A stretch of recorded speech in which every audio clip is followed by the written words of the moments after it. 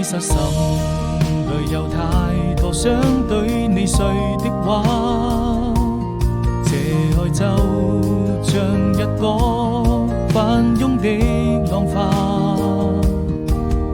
它在滄海之邊幻化成一片細沙，愛是生命中最美麗的謊話。願這世界有我最美的期待，我會用你笑趕走陰霾，也因你已精彩。不要抱怨生活中有太多無奈，